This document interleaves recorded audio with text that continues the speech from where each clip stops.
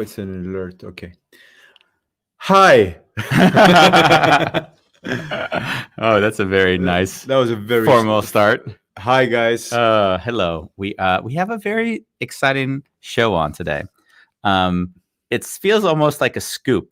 Not that we ever get real scoops, but Andrea Lane, who was in the news in 2012 for unfortunate reasons, had where she was victimized in the sense of beaten by her then boyfriend, and then he was a national star for football, and that became a saga. And because now she's in the middle of the media, and in the way she got caught in the media fire, and we're going to talk to her about how it feels to be stuck in the media fire when you don't really want to.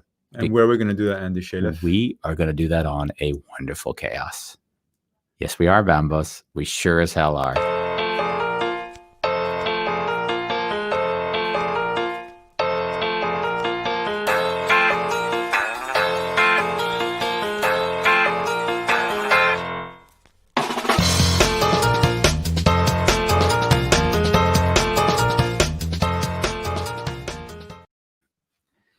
It's funny because sometimes before I come on the sofa, I don't see anyone else in a day, pretty much, just you.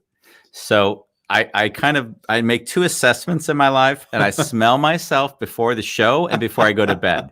And then it's like, if I smell myself and it's like, oh no, this is bad, like I jump in and take a shower for you. Really? Yeah. I don't want you to sit next to me when I stink. That's not right. Jesus, that would be completely unacceptable. I do the same with Ronnie before we go to bed. I have two separate rituals. One is, one is making sure the people around me don't have to suffer because of my body odor. I just find that to be important. I just do it even if I'm not around people. Just like a natural habit.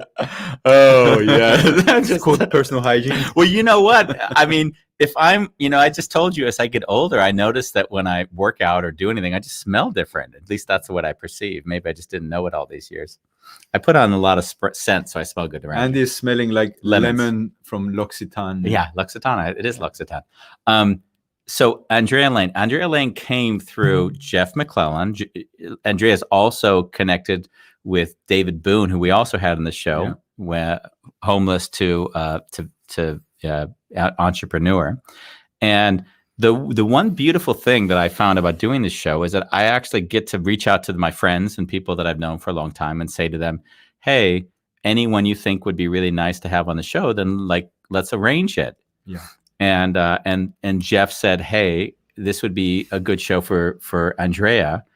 And you nor I follow the media all that much in the US, so I didn't know her story, but I quickly did a search, and then I said, wow, it really made a lot of news attention. And then I realized that there's something that I've never liked about the media. And what that is that it depersonifies the person. Right? Like, we can laugh and we can ridicule this other person because we're not in contact with them. But we don't think about the suffering that other person might be going under. So in some stupid way, it's as if this means, because they're not in front of us, stops us from feeling that compassion for a situation. And I call it keyboard activism.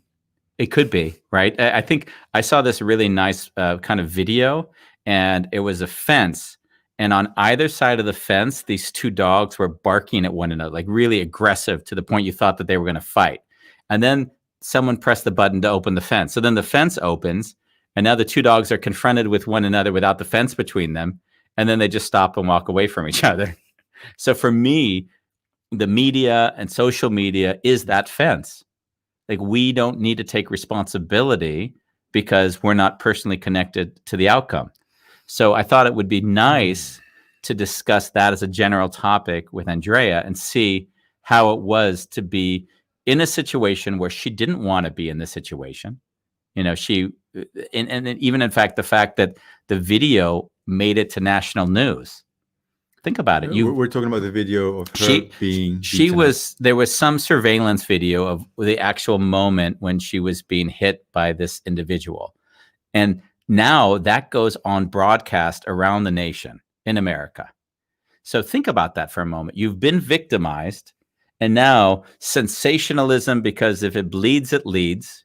You now put it on national TV. So now everyone sees what's happened to you. Like, where is the thought that maybe this hurts that person a second time? Like, and that's what I see sorely missing from living behind a screen, is people don't see that there's victims. We've desensitized ourselves to that. So, so in that way, she's also doing other work. She's also created her own nonprofit called Love Yourself First. I love the name, of course, but and I wanted to talk to her, have her on the show. And I feel weirdly, she said no to talk to this story about with so many different outlets, that for her to come and talk with us about it is a really big deal. Yeah. So I really am deeply appreciative that she trusts us, because, there's a lot of people out there who don't really care how other people feel. And they ask questions, not for the sake of understanding, but for try to act like they've, sensationalized nonsense. Yeah. Thank you for sharing in the way you did. Yeah. So that was it. And now we can, I think, bring her on. Should we bring her on? I'd say so. Hello. Hey. Hi. Is there anything we're very well. Anything I said in the introduction that sort of is off or was wrong or could be improved? It was good. Nice. Great job. Thank you. Thank you for coming on, because I know you have had people ask you to come on to have and discuss this story. Yeah, no problem. I actually was honored to even be asked by Jeff McClellan to talk to you guys, because for him to connect us means a lot. He's given me a lot of opportunities as a high schooler, and it's propelled me in places that I never thought I would be, in rooms I would never thought I could ever sit in. So for him to suggest you means that he trusts you, and I trust him. So yeah, that's Bambos asked me before we came on, like, how do you find these people, right? Because we do this show every day. These people, like any people, because every day. I mean, last week we had on someone that was a private detective, or it's all over the place. And then Bambos, sometimes he doesn't necessarily know like the background of, like, how do you find these people, Andy? Has to do with trust, right? It always has to do with trust. Yeah. Or somebody's ego is really big and they just want to be, and we always laugh because we're always saying like 50% of the people that come on our show don't really want to be here. But how is it? Because, this happened in 2012. We're now in 2020. So what makes it, what happened in the time that makes you now comfortable to discuss all this? So a lot has happened, actually. So every year around February, March time, some type of news outlet will reach out to me for my story. It's been happening every year since the event happened. And I've always said no. They've always, when they told me about what they wanted to do, was always in the eyes of him and highlighting him and kind of just, well, why did you do this and all of this other stuff? But it was never in the sense of wanting to actually hear my side and hear me and my perspective on it. So I've always told them no. I've always avoided them. And then I finally started to do some self-care and self reevaluation. And then that's when I found out about therapy and going through therapy. And then after talking through all of that, and then actually diving deep into my own family and figuring out, okay, what kind of led me there? It got me to a point where, one, I never wanted another girl to feel how I felt in high school. So I wanted to be that person for them. And then two, I know that my story can help someone, and me not telling it is selfish on my part, because I've just seen so many other girls recently go through that same thing. And not saying that my story is that powerful that it'll change, but it would give them a different perspective for sure. So I just wanted to make sure that, one, I was in the right headspace, two, my family was okay with it, and three, mentally, like if something was to happen from this, where it would kind of take me. And I'm in a much better place than I was back in 2012. I want to touch on that because I'm using a term a lot. It's the title of the book. It's called The Wounded Healer. Sorry. Hey. No, we love her, and it's all good. We have this, and the whole, what I've noticed is that at some point in our lives, and we don't really get to decide that, it sort of is the evolution of our lives. We hit a point where our suffering can then be this sort of beautiful opportunity to support others with the same suffering.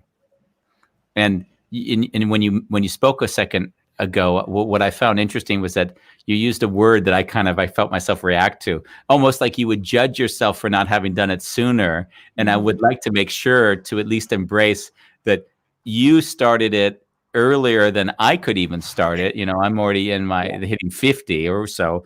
And it took me a lot of time to find the space in myself to let myself be so vulnerable that it could actually be that supportive to others. So I just wanted to celebrate that, because thank you. It can take a long time, don't underestimate. Yeah, definitely.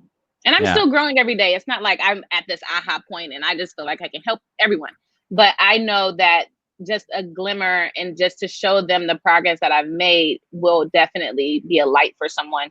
And I wish I had that, and I don't want to hold that back from someone else having that access. So if it only helps one person, I'm good. Yeah, no, that's I think the beauty of putting yourself out there is that if you're doing it to get something out of it, you'll normally get really exhausted. But if you just do it so that it finds its way in the world, it has a beautiful beautiful magic to it. I have a question kind of going back to 2012.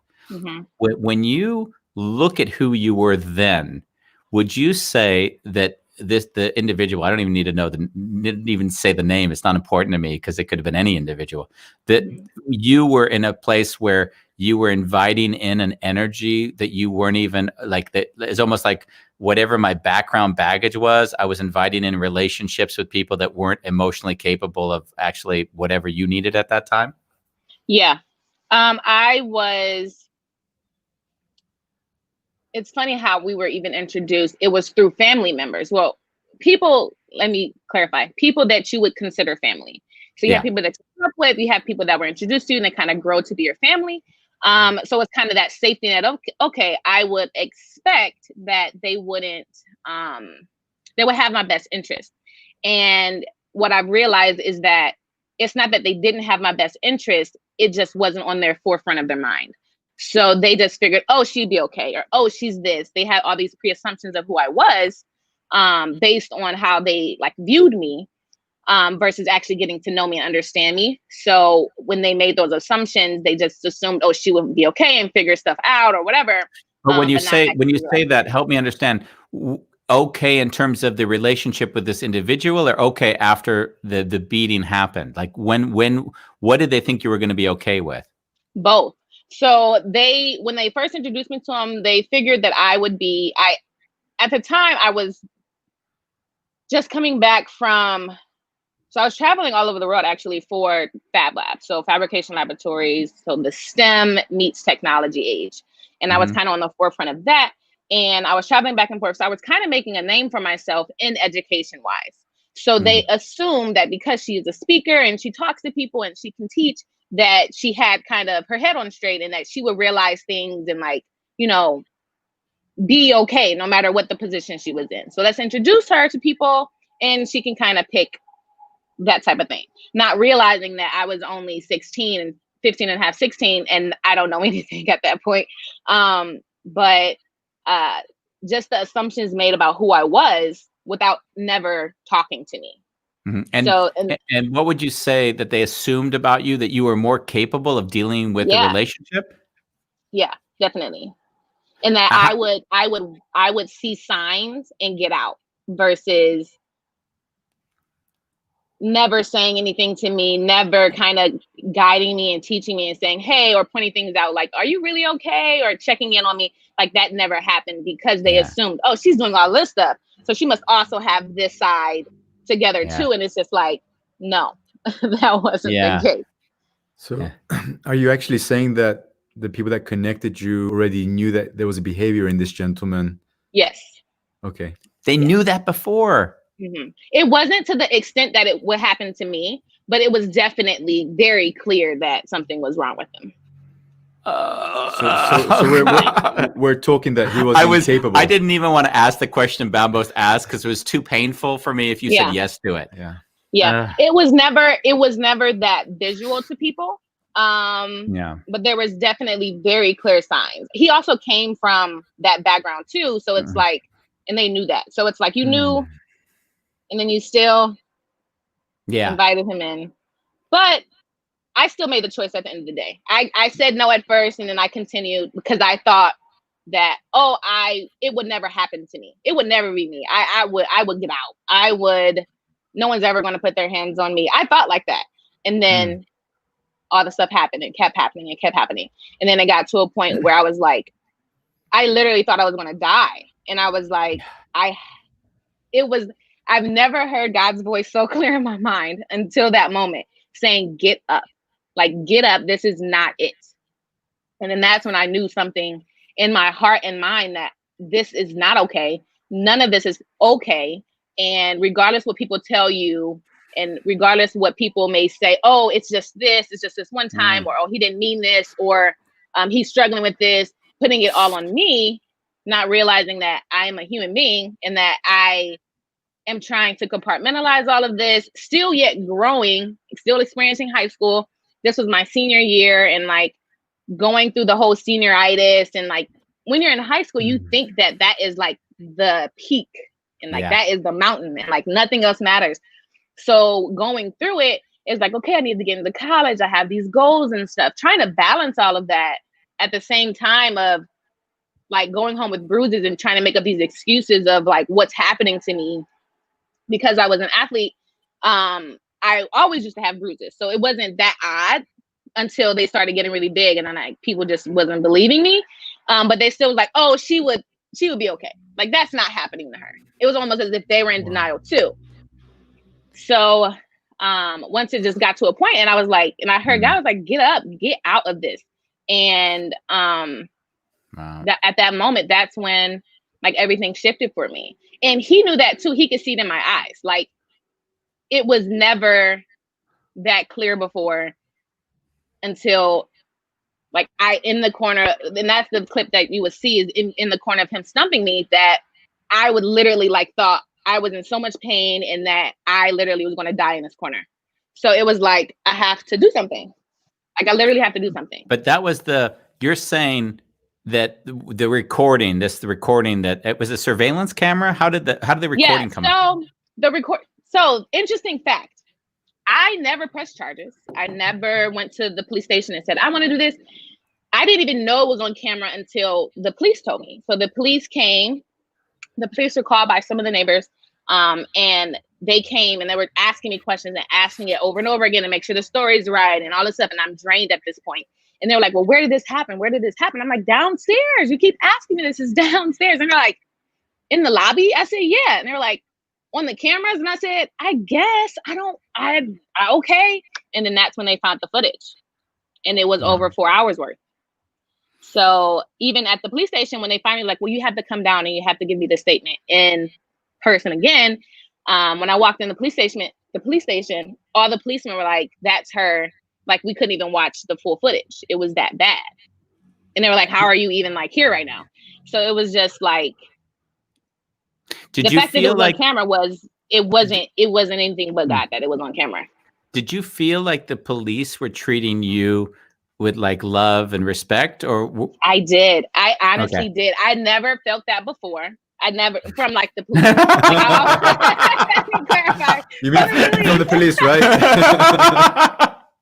From the police, I never felt like they cared about, a little Black girl like me. So when the police were called, they swarmed. Like they had police on motorcycles, they had dogs, they had it was at least 10, 15 cars. Like it was just a bunch of them coming for me. And it was like, granted, I only live maybe like 2 minutes from the police station, but they still didn't have to all come like that. And they did. And the main guy dispersed them and told them to go, do whatever they had to do. And then they walked me upstairs to my apartment, to my parents' apartment. And the lead detective on it, he was very, very concerned about my well-being. And that for me at the time was very uncommon. Like normally you just see the police, oh, this is just another domestic violence, whatever. We're just gonna, don't do this, don't do that, go back home. But they really didn't. Like they actually put forth an effort. And I can honestly say, like, I felt cared about from the police, which was such a normal thing at the time. Yeah. You have a question? Well, I just realized as I hear you speaking, Andrea, that this was not a moment; it was a repetitive journey of beatings. Yes. Yeah. It was very kept to myself. I through life, because I'm the youngest of 6, I've always learned to suppress things, and it's not good. But I've built up this wall of suppressing things and compartmentalizing and making it seem like, oh, it's just temporary, it won't happen again, and like locking it in a box in my mind. So when this happened to me in high school, it was at the point where I realized, one, so with my childhood, I was the youngest of 6, but I had a pretty good childhood. We didn't have a lot of money, but it didn't seem like that. I just seemed like I was a kid. I played outside. I had activities to do. I came back home and it was, a loving house. But it was kind of this haziness of everyone else's reality of like, well, life isn't like that for most people. They don't have both parents in the home. They don't have, siblings of this amount still living all together. Like it wasn't, for me, it wasn't, what I thought was normal wasn't common. So when I got to high school and I started to see other people's story and listen and hear and learn about other people's life, it was like, well, I'm missing something. Like, not missing something in the sense of I want pain to happen to me or anything like that, but the aspect of like the understanding that life isn't just this smooth, easygoing, point A, point B, and then you'll be successful type of thing. Like you actually go through things, and it's how you handle it and how you react to it that really defines you. And that was pivotal for me, because when it actually happened to me, that's when it was like, I get it. Like I get what happened to me. I get why it happened to me, and I get what I'm supposed to do with it now. Versus like in the moment, it was just like, why is this happening to me? And why me? Like, I thought I was doing good. I thought I was a good girl. I thought I was listening to my parents. I talked. And no, but if you don't work on yourself, it doesn't matter. People can tell you, you're pretty and you're smart, but if you don't internalize it and believe in yourself, it doesn't matter what people say. And that for me was what I was lacking. I didn't have that self-love to realize like I'm worth more than this. I don't deserve any of this nonsense that's happening to me. Something. Bambos.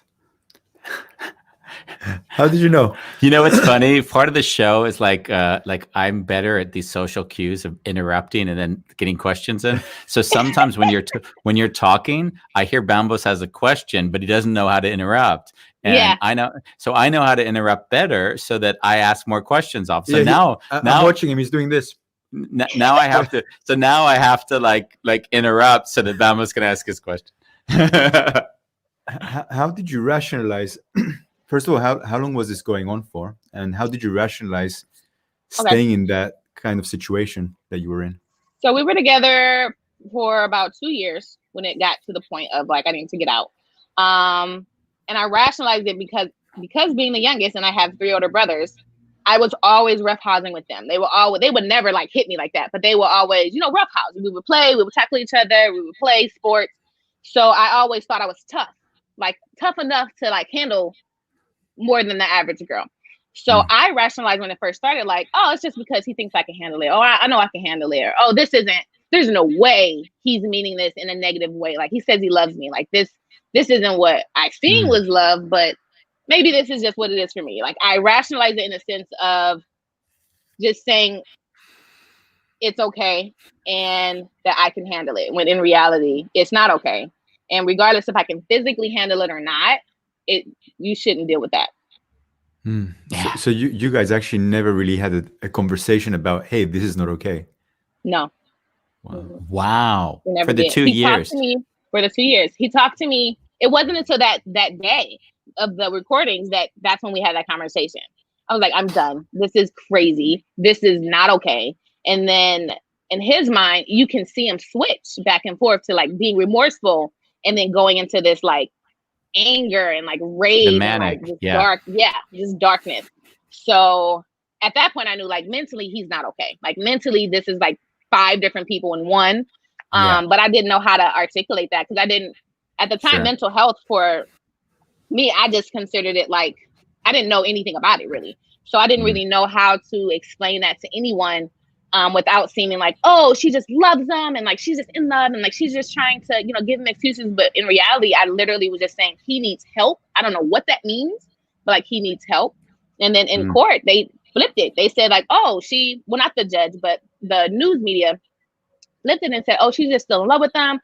She just wants him for his money and da da da. And it's like, what are you? I'm just saying he needs help. I don't know what that means, but that was the best I could at the time. But this is where like I get sick to my stomach, because what I mentioned when we started was that now you've been victimized in this situation, and then how does it that no one actually thinks about you? Like, and there's something that I see connected to this, which is really weird. I left America at 20, so I haven't lived there for 30 years now.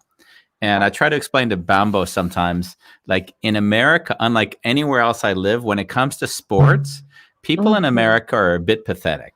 Like, I'm going to just say this outright, because there's like different standards in a weird way. It's like, oh, as he's an athlete, it's sort of like we're going to try to justify bad behavior because we want him to keep playing. It's more important. So in a weird way, it's like we throw out common sense because we project everything, our futures onto this kid and say, hey, he's going to be a great athlete.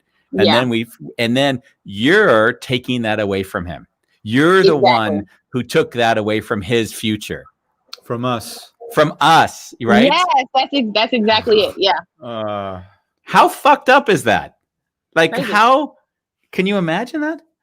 And I'm holding like, I know, I'm like this. Like, because think about a society which all of a sudden elevates anything, and including presidents, by the way. I mean, these are just human beings that are just living their lives just like anybody else. But as soon as you elevate the person, then all of a sudden you hold them accountable for different standards, as if they're not as, as responsible for their behavior as everyone else.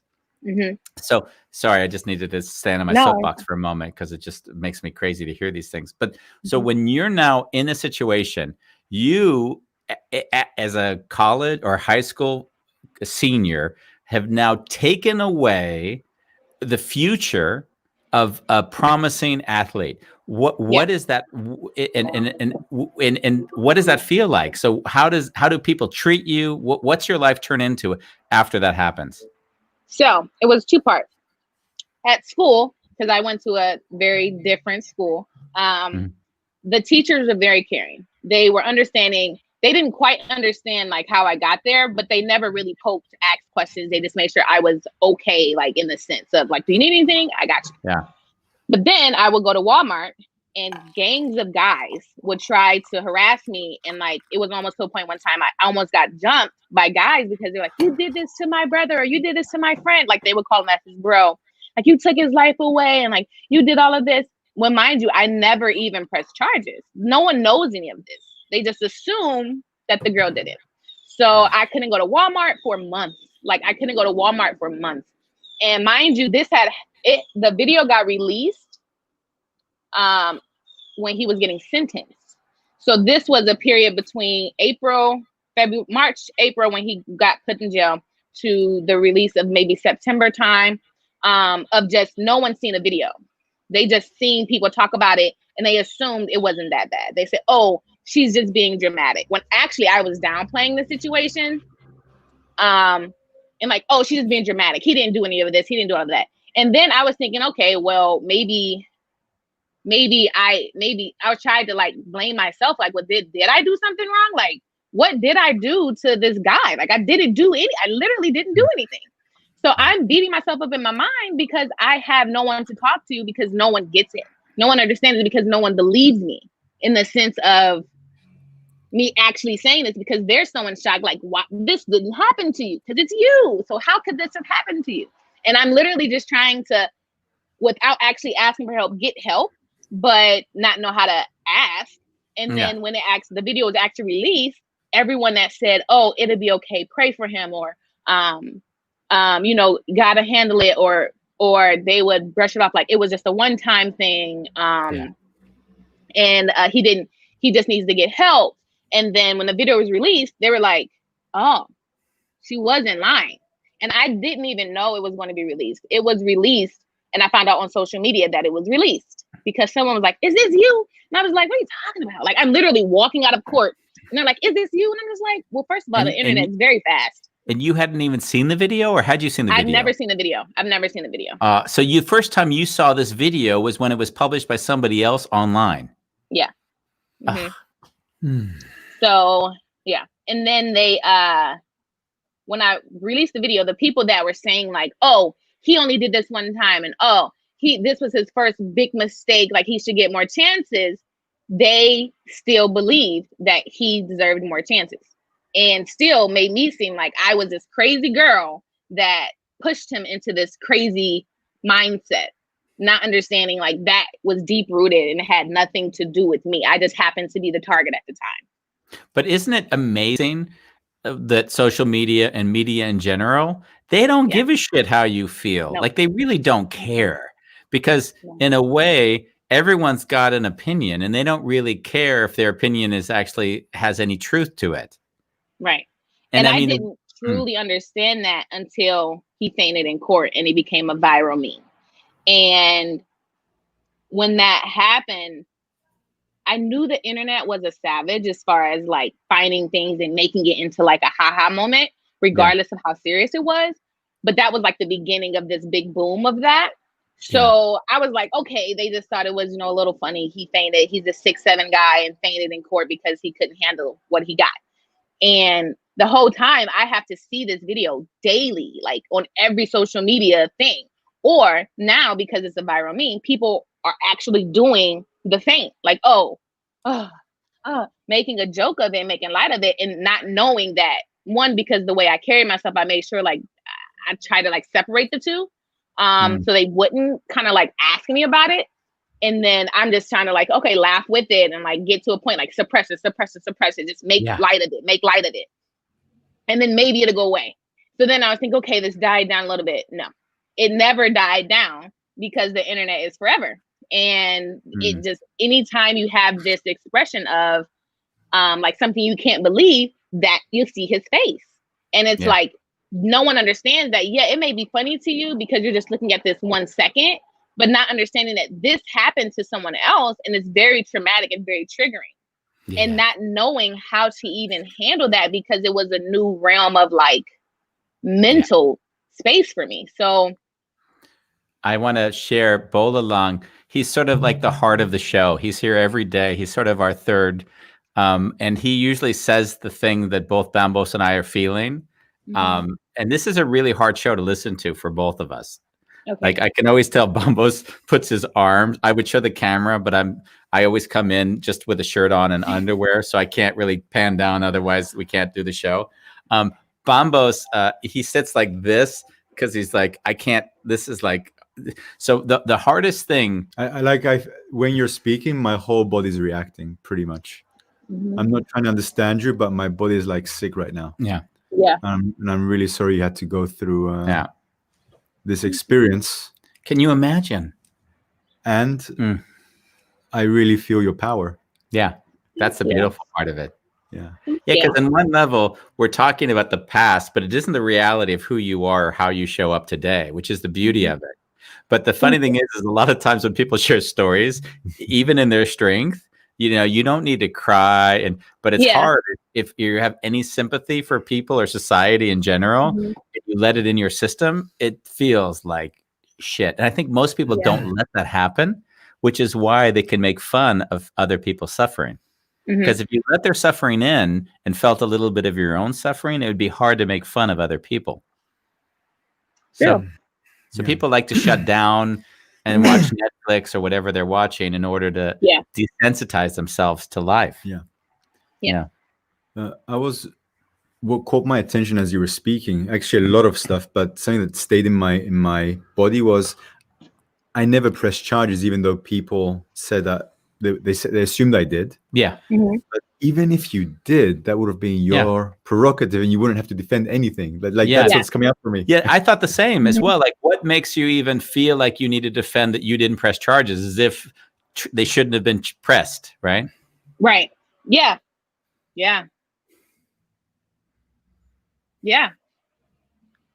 Okay. Just it's a one thing. No, because there's nothing to defend. It isn't anything to defend, but the way like high school is, it makes it seem like I need to tell you that I didn't do this, so that at least like to get you to hear me, to get you to see my side. But that never happened from adults to teenagers. Like, it didn't happen for me. And I wasn't understanding why. Like, if I'm telling you, I didn't do this, and you're not believing me, even after like the proof comes out, I don't understand. I don't know what else to do to get you to see me. But then I had to realize that's not my job. It's not for me to get you to understand and to get you to see that. Yeah, I don't think they want to believe you, because like we all create a narrative, and in essence, we're looking to validate what we've already believed to be true. It's a really easy story to say, you know what, you were such a bad person in that relationship. Everything he did was because of you. You probably triggered him. You probably triggered. So in a way, in creating that narrative, let's say you give a wholly different narrative, which dispels everything. They don't want to hear that, because to some degree that means they'd have to take responsibility for all of the things that they actually didn't to begin with. Yeah. Yeah. So I'm kind of like, we put this up because it feels like you were on a very lonely. Yeah. Like, did you have friends that kind of distance themselves from you, like, and did you have friends? Or so I never really had a lot of friends, but the few friends I had, my actual best friend now, well, she was always my best friend, but like, she's the only one left now. Great filter. She told me that I can't continue. This was while it was happening too. It's like, I can't continue to let you be in this position and be your friend and let it happen. So I have to leave. I have to distance myself from you. And this was towards the peak of everything happening. So I really felt isolated at that point. And then when the news broke that he was going to jail, and everyone not really knowing how to accept it and how to process it, I felt even more lonely and more lonely. So then I went into the suicidal stage where, like, I didn't want to be here anymore. Like, if y'all don't believe me, there's nothing I can say or do to show this, that it really wasn't me, or I didn't want this to happen. Like, well, what is the point of me being here? Yeah, you're totally isolated. Yeah, I completely felt isolated. And I'm the youngest of 6. So it's not like my siblings weren't around, but like I could be in a room full of people, and I felt the loneliest of loneliest, especially when they started then going against this meme. And it's just like, I'm gonna just walk away. And like in conversations, you'll see me kind of drift away. And then when I come back, they're like, Yeah. Was that you? Shut down emotionally just to survive. I'd like to talk about something that I find really fascinating, and it's a bigger point, not necessarily connected directly with what you're saying, but for me, one of these moments in life, your friend saw that you were being abused and said, I cannot be friends with you because I enable this behavior if I say it's okay. Yeah. I mean, not necessarily only in your situation, but in all the situations in life, it's so weird to me, because the insight of your friend at that age is incredible, by the way. Yeah. That's why she's still around. She's like my heart. Like, she's always been forward thinking like that. Just because of her past and like the things that happened to her, which is amazing that she's even sound minded. And for her to just have that perspective and to tell me and to give me that sign, that look, like, I love you to death, but I don't want to see you die. Like, I don't want to see you continue to put yourself in this, and he's going to lead you there. And me just being so naive and like, well, no, that's not going to be me. And she left my life at that time. It was just like, oh, wow, I really have nobody to talk to. Yeah. But in a way, it's almost like that's the beauty of another person taking responsibility where you or another doesn't take responsibility. Exactly. Yeah. And I find that in my life, some of the hardest decisions I've ever had to make are the one that she made, where I say no to a behavior. I never say no to a person, because people are just beautiful. They just sometimes make bad decisions. So in my life, I often say, wow, because of that decision, I have to say no. And, if the decision changes, of course, they're welcome back in. But I just thought it was a nice point. We haven't really discussed that much on our show. And that's why when you said it, it triggered me, because I thought it's really beautiful. I try to do that with my siblings now. I try to be that person for them, because I can't keep holding them to this thing of, well, why did you let me stay in this? And why I couldn't keep that anger inside and blame them for stuff that I never even gave them the opportunity to help me with. So now it's like, I'm that person because I got a sense of that. And I got a sense of how much care that means for someone else to do that for you. I wanted to be that for at least my siblings. So that's they're like, that's Drea. She'll cut you off real quick if you're not like doing what you said you wanted to do, not what she thinks. But I try to make sure that I do that same thing for other people. Yeah, I want that another point you made that I find I really connect with strongly is that my mom was killed by a drunk driver when I was 18, and she was the only person I was really close to in my life. So when she died, pretty much life felt like it was over emotionally. Yeah. But my mom was the oldest of 12 kids. And after she died, I don't think I spoke to any of them for years. Imagine and so, and I was totally suffering and just feeling very suicidal. And I would often blame the others, and including, that side of the family. My dad didn't have as many siblings around, but that for not being and seeing how much I was suffering. It's like, can't you see me suffering? And I realized that I was never able to share that.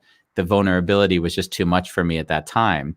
And then I had to, like you, interestingly, find a way to make peace and say it wasn't about them. They were also suffering. I didn't know how to ask for help. So how can I blame anyone for that? I think think a lot of people go through that in their lives. Yeah.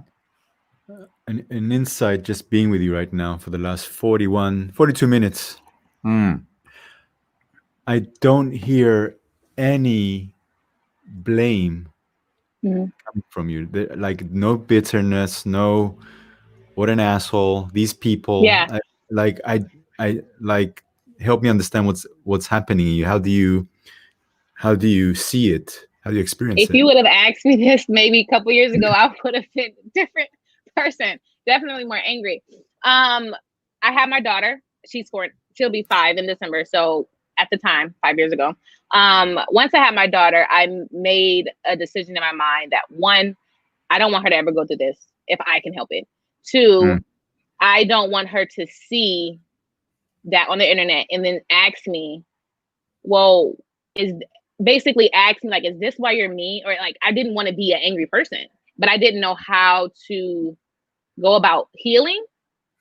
And once I had my daughter and looking into her eyes and seeing that, like the innocence, like I knew I had to shift. And then that's when I got really, really, really, really, really into having my own relationship with God. Like I've always grew up in church, but having a relationship with him is what really set it apart for me, because that's just like going to school and reading and counting your numbers. But if you never experience why you need those things, then it's irrelevant. It's irrelevant for you to know why 1 + 1 = 2. So once I dove deep and found my own relationship with God and found peace in that, and learned that it's a continual thing. It's not a one-off. It's not you're fixed, you're healed, and like you'll never have to go through this again. But being open and vulnerable was never me. I was never this vulnerable person. And I was never open to conversation, not because I didn't want to be, but because I didn't know how to speak. Like, and that sounds crazy, but I didn't know how to explain what was inside of me until I actually sat and like figured out, okay, what is wrong? Like ask questions and be okay with not having an answer that you want to hear. Be okay with the person either responding however they are naturally going to respond, and let them be them and not take that one as myself. So it was a lot of reflection. And for me, I in the high school I was in, I made a lot of things. So we didn't do a lot of tests. We made a lot of projects. And I looked back and seen all the projects I was doing. And I can see the phase of when I was happy and like just an innocent kid to this dark period in my life to like this really, really, really dark time. And like from the colors I was choosing to the shapes I was using, I was just seeing all this anger and bitterness inside. And I did not want that as a representation of me. And then especially having my daughter, it was just like, I really don't want her to see that and think that it's okay. So that once I shifted that mentality, I then started to heal. And I'm not angry, and I'm not sad, and I don't want this like I don't know. I'm at a point where I want my story to heal someone else or to start that healing for someone else. Yeah. And if they have questions, to be able to have somebody that's relatable to them and that they can talk to, and just, you don't have to tell me the details, but if you just need an ear to talk to, like, that's kind of where I'm at. I think one thing that's a repetitive thing I've heard often in abuse is that there's a justification for it. Like, it's only once, or their father was this, or, and it's sort of like weird that somehow in our society, we somehow have this weird tolerance. Like, it isn't okay, but it's justified because of whatever the reason. And I think it's amplified, like I mentioned earlier, because he's an athlete and he's got these things. So how did that play into the whole, you trying to make peace or try to like move through this? If he wasn't an athlete, would it have been the same experience, do you believe? Or because of that, it was very different? I don't think so. If he wasn't a good athlete, I should say. If he was just an average player, I don't think it would have made coverage as much as it was. But because he was like top in his area, they were really rooting for him to go to the league or go be great, I guess. And for someone to come and tarnish that, it's like, no, tarnish her so that he can build it back up. Like, he can build it up, not knowing that she has her own life and like she's a dope person. Like, she's a really nice girl. And not even being open to that conversation. You just immediately are very one-sided because he's an athlete. And then at that time, other celebrities was also coming out with similar stories. And it was like, oh my goodness, all these Black guys are doing this. And what is wrong with these girls? I'm like, girls? It's a deeper issue here. It's not just. You've got the Rihanna. Rihanna would have probably been in that same time period when she had. It was that same. Yep, that same couple months. Same couple months. Wow, and like, the media, when they reach out to you or have asked you in the past, hey, we'd like to do a story. How do they come to you with it? Like, what do they ask you, and what are they trying to get when they do a story about whatever this yearly February call? So at first, they would go through, they didn't have access to me. They would go through my dad. My dad would say, hey, I got this email from these people. Here, I'm going to just forward it to you because I don't have time to read it, or I don't know what this is, or maybe this is spam. And then they found, because I was very active on social media because of my job and like just me being active in the fab world, that you can find my email easily because you have to be able to email me if you have questions for the project. So once they got that, then they started directly asking me like, hey, we're doing this highlight on him and he's going to speak from jail. Like, we wanted to see if he would talk. No. Then it would go to, hey, we've never got your side of it. We want to hear your side. You don't want to hear my side. Then it went to, hey, he's getting out. We want to hear what you got to say about it. No. So then it went to, it just kept going on at the same time. And it wasn't until recently, like when I reached out to you, that same week was like this path of like new people talking to me about this. And it's like, it never happened outside of February, March time. And I like, it's the two of us on the sofa from Amsterdam who know very little about anything. We're just talking to you like as if we really understand the situation over there. Where I mean, I think I watched like bits and pieces because obviously your story is far more interesting than any of the nonsense that's in the background. There was a few things that came up for me. If you look at your life now, right? Because we've now moved past all this. There is an aspect which you brought up, which kind of hit me like, wow, you always hear like when there's a porn star who talks about like, oh, whatever I've done is now on the internet for ages, so my kids will have access to see this potentially. So now you've said, and I didn't even really think about it, but like your daughter or who knows how many others might come in the future, they may see this. Do you feel like this is something you're going to say, hey, I'm going to tell you about this? Or how do you see, would you let them figure it out? Or how do you see that? So I have a daughter and a son now. It will be one Saturday. Yep, Saturday. Oh, wow. So having a Black son and a Black daughter, I honestly am going to sit them down one day when they get to a point of wanting to just learn more about this life. My daughter is very intuitive and she's 5, and it's crazy how much she wants to know. But once she gets to that point of like actually where she's mentally like there and ready, then I'll just sit down and talk to them, because they're going to see it and they're going to hear from their friends, and I want them to hear from me first and not some outside source like I had to find out about my own self. So Yeah. sit them down, talk to them. Would you say it's still a big deal? Like, would people, like, if I was in America right now, I doubt you're a household name. No, it's not a big deal like that. If you were to see him, he's still a name. But one, because I'm married now, my last name is Fields. My goal before I got married, my goal was to change my Google search. I want to do the Google me and not see the picture of me. Yeah. I didn't know about, it actually is a lot more work than what you think.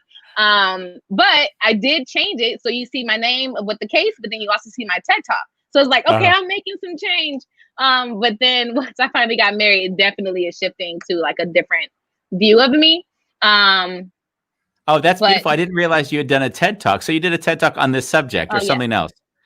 I did a TED Talk on my work, so the Fab Lab world and education and great. the effects of it on children. So. Beautiful. Yeah. Well, and that was also with Jeff. Yeah, I was going to say, well, Jeff McClellan, who hasn't been, I can't get him on the show. You know, he'll put everyone else. He doesn't like to talk. Can you introduce us? I should bring him on now.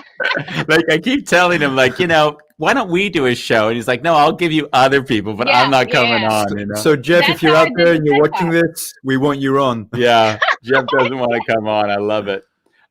He said he's going to watch. So if he's watching, you're next. I'm sure he's online. We always say those are the people we want, the people that actually don't want to be on the show. Yeah. You don't realize that when it's as if people think they have to have something to say, but that's not true. You just have to be present and have a dialogue, and everything kind of material. Like at the end, we look at the time and like, oh, an hour just passed. How did that happen? Yeah, right? I just looked up like, oh yeah, it is almost time. This whole do you have a question, Derek? Yeah, actually, I do. So all this has happened. Now it's in the past. Mm-hmm. How have you, do you have a story to share in how you've actually interacted with other women or even men that have had the same experience as you? That's why I started my pending nonprofit. We are still waiting for the legal side to come through. But so that's why I started it. So I found through my tangible experiences with making things that I was learning about myself just looking back on the stuff that I've done. And those are physical representation of like my life at the time. So, and here comes this B right now. My physical representation of where I was at in my journey. So I wanted to give that same opportunity for people that aren't at the point of speaking, like they can't put it in words, but they can put it into some type of art or some type of technology to be a reminder for themselves when they are ready that I've come this far and have this kind of memorandum to go with it, as well as self-reflecting through it and understanding, okay, well, at month 1, I chose really dark colors. And at month 5, I'm now in a more neutral, lighter tone. But slow down. I'm having a hard time understanding what it is you're describing right now. So, sorry, my nonprofit. I know. I got it's the nonprofit. So help me understand what would be what one could expect. So what is the thing that the nonprofit's actually giving or doing? Okay, so we have these thing called life survival kits. So they are a kit that you would get once a month, and it has a bunch of things to get you through that month, and it would be a theme. So for example, January would be apply yourself. So in this box is all these different things on how you can apply yourself to 1, learning about yourself inside, how to reflect. 2, we'll do a project that is literally applying something to another medium. And then using different colors to kind of personalize it and make it your own so that you can put it up as a display. And then we'll meet virtually to do it together, have the conversations. There'll be guest speakers. There'll be different challenges throughout the month to get this interaction that you don't have to necessarily say with words, but you can do things and then give that space for self-reflection through it. And if you want to talk, then I'm here. If you're not, then, you have this tangible thing to look at. I'd like to slow down on that because what you're describing, first, I find really beautiful.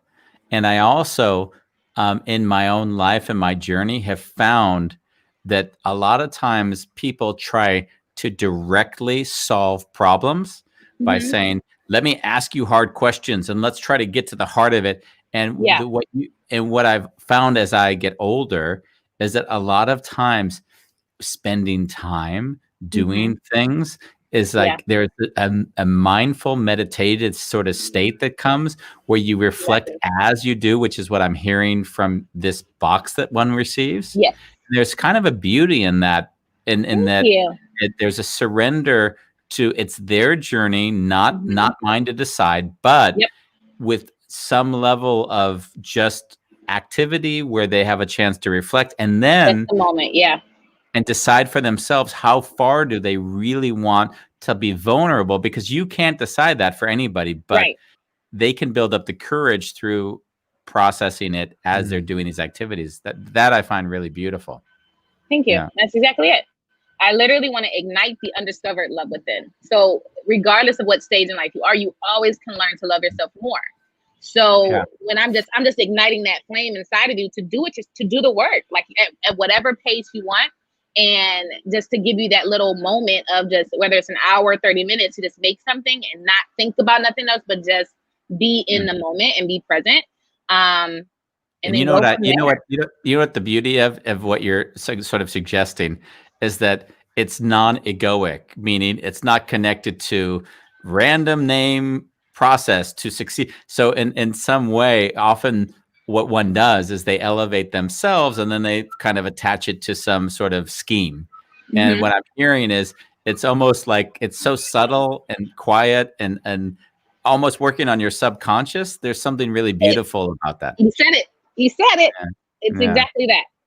It's exactly that. I really loved when you said to ignite the love. The undiscovered love within. To ignite the undiscovered love within. I really love that. Thank you. Thank you. By the way, Bambos, I forgot to wear my glasses today. And I see some comments that have been put on what I have no idea what they've said or written. So there's a lot of people on YouTube today. We have a Crystal Wallace. Yes. Do you know Crystal? That's my mother-in-law.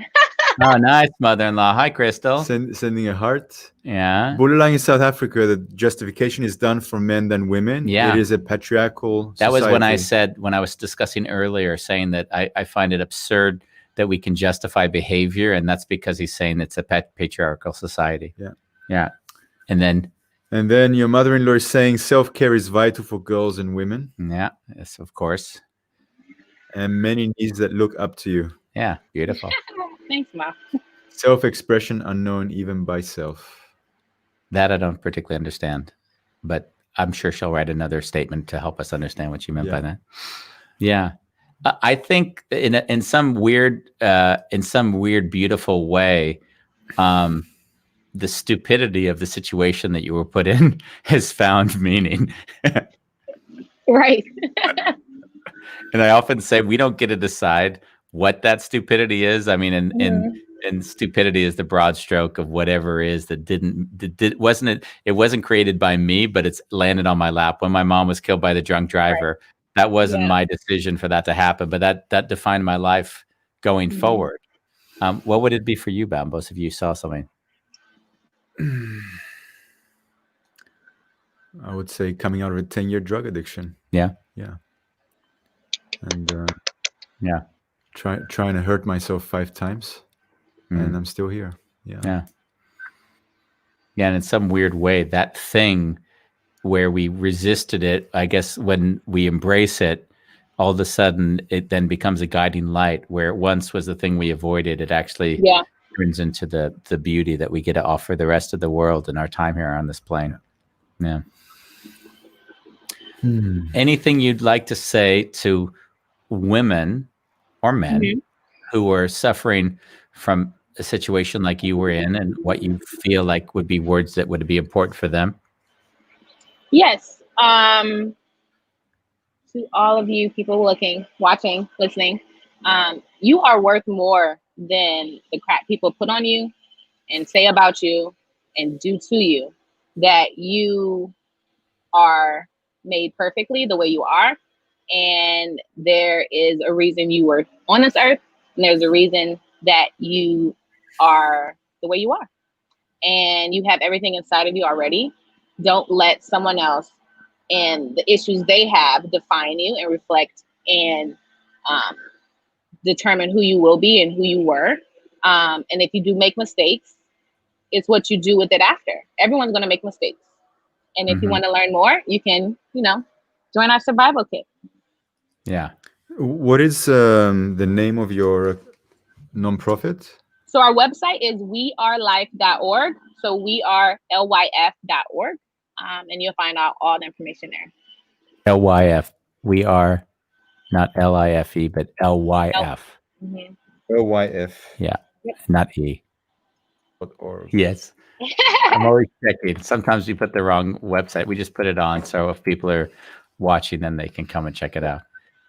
Well, we've crossed our hour. Thank you for being our first sort of a guest that other shows would really want to have on, but they couldn't quite get him. So you're possibly the first, like, I don't know what we call it, wanted guest, like for sensational reasons, not for other reasons.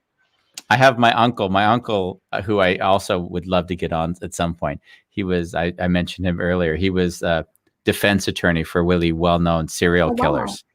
And and I've kind of thought maybe I can ramble him on the show, but I think he doesn't want to diminish his name on a show like this. So maybe we can use you to leverage. I'm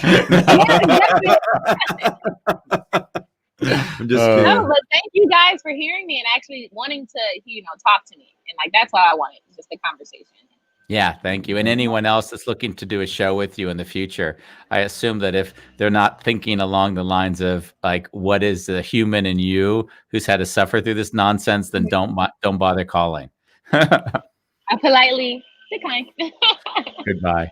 Thank you. Thank you for being. You. It was really great to be with you. Yeah. Thank you. Bye. Wow. Why America sometimes just blows my mind. Yeah. What specifically now? What's the thing that blows your mind about this? Just, well, I say America as a general thing, but I seem to have this picture of American history that there seems to be an unreasonable way of dealing with things when it's on the benefit of people in power. Yeah. Yeah. And we also saw it during the 4 years of Trump. We've seen it. I saw a movie last night. Yeah. On the basis of sex, which was how many laws kept women on below, like keep them as a housewife. Yeah. That was crazy. Yeah. If you look at the history of suppression, right? It just shifts and it adapts and it grows. And then every few 20, 30 years, all of a sudden we have another, movement. Yeah. If we think about 20 or 30 years ago, when it came to sexuality and gender, right? It shifted a lot in the last 3 years. And there's been a lot of backlash because of it. Yeah. A lot of people don't like the movement that's happened in the US specifically as well. It's made to be a really big deal where in some ways we could just say it's an evolution of society. But if society has a certain idea of what normal or right is, then there's always a struggle. It's happened all the time. Yeah. Yeah. And race, of course, right? Of course. It's always going to be there. Yeah. We've got 1 week, Bambos. Can you imagine that? I don't even know what we're going to do after that. That's the scary part. I'm probably going to come and sit here with you. You're going to go through some repression, or what do you call it? I don't know what the word is. Tomorrow we've got on Nadia. Yeah. Nice. Yeah, I saw her. Yeah, we're going to be talking about her life from going from relationships with men to a relationship with a female. And she gave me the title of the show, which I really liked, Not So Straight, which is really sweet. Love it. And on Wednesday, we're going to never spoken with my 31-year-old daughter. Yeah. We're going to talk to David. I forget his last name now, but David, basically his daughter was born with the inability to speak. So in a weird way, he's just learned how to communicate without language. So we're going to talk to him. He's written a book called Mosaic, which has done really well. But like, you know how I am. I always want to talk to people about their lives, not about their achievements. And then we have on Thursday, I Don't Belong Here with Yuka. And she basically moved from Japan at a very early age because she knew that she didn't belong there. And we're going to talk about her feelings of never really feeling like she's belonged anywhere because she's lived in so many different places and had so many different experiences. And on Friday's a big show. It's not up yet, but Friday we're going to dedicate to looking at all the shows we've done. We're going to pick our favorites. And we're going to pick our favorites. And we're going to pick out clips if we can. Hopefully we'll be organized well enough that really were important to us in those times. So it means we'll have to do a little research, which is new to us for the show. But if not, we'll talk generalities around the show. We'll see how far we can get. And Bulelang, if you have any favorite shows. Exactly. Our favorite clips, Bulelang. Give us the timestamp and we'll actually play that. Clips, quotes. Quotes, whatever you'd like. And we'll do that. Because I think we're going to take a hiatus of two months. And it would be nice to just recap. This has been a journey. We just started this with COVID and we've done 150 shows. There'll be 150 shows on Friday. Absolutely crazy. So, Andy, we're going to see you guys tomorrow on. And the day after on. And the day after that on. And the day after on A Wonderful Chaos.